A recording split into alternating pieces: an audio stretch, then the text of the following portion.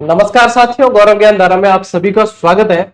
उम्मीद कर रहा हूं कि आप लोगों की पढ़ाई न सिर्फ अच्छी चल रही होगी बल्कि परवान पे चल रही होगी। जो भी पढ़ रहे हैं, जहां से पढ़ रहे हैं, जैसे पढ़ रहे हैं, बहुत अच्छी तरीके से पढ़ना, बार बार रिवीजन करना, बार बार अभ्यास करना और बहुत शांत दिमाग से आगे बढ़ना। अभी अंतिम 2 महीने बचे हैं तो आप लोगों के लिए अब बहुत कंसंट्रेट करने की जरूरत है, लेकिन अधीरता को मत आने देना, धैर्य को मत खोना। देखो, मैं आज आप लोगों के लिए एक सेशन लेके आया हूं जिसपे विद्यार्थियों ने मुझसे बार बार प्रश्न पूछे हैं। जो मेरे नॉन है वो तो मेरे से डायरेक्ट जान लेते हैं कि क्या करना चाहिए, लेकिन जो सिर्फ यूट्यूब से जुड़े हैं, डायरेक्ट संपर्क नहीं कर पाते हैं, तो उनके लिए ये कॉमन सेशन है कि क्या मैथ्स और इंग्लिश को स्किप करके भी इस दौड़ में बने रह सकते हैं या नहीं। देखो, क्योंकि ये 2 सब्जेक्ट ऐसे होते हैं जो विद्यार्थियों के लिए चुनौतीप्रद होते हैं, लेकिन एक चीज ये है कि आप लोगों को इसकी तैयारी के लिए समय बहुत मिला है। तो समय मिला है तो वो समय यही होता है कि इस समय को यूटिलाइज करके और इन चीजों को अच्छा किया जाए।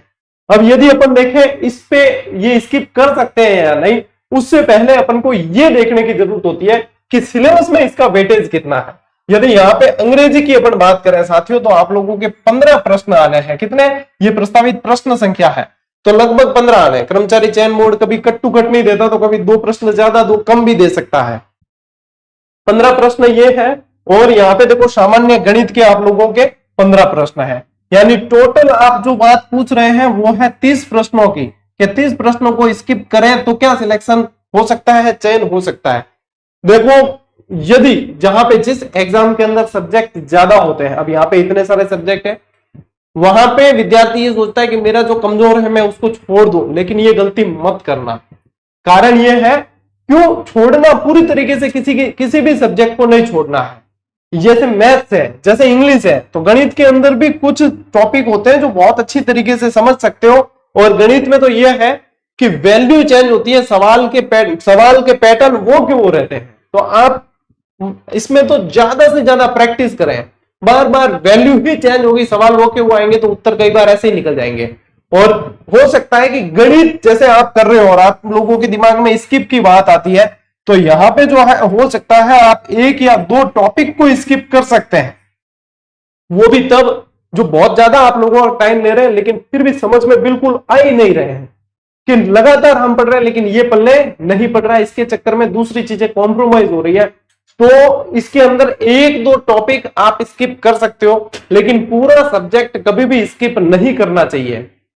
कारण क्या है कि मान लीजिए जीके आप लोगों के कठिन बना दिया अगर एग्जामिनर ने, और मैथ्स के और इंग्लिश के सवाल सरल आ गए, तो वहां पे मार्किंग स्कोर वो खींच जाएंगे। और अपन ने चूंकि पूरा पढ़ा ही नहीं तो अपन सीधे बाहर है।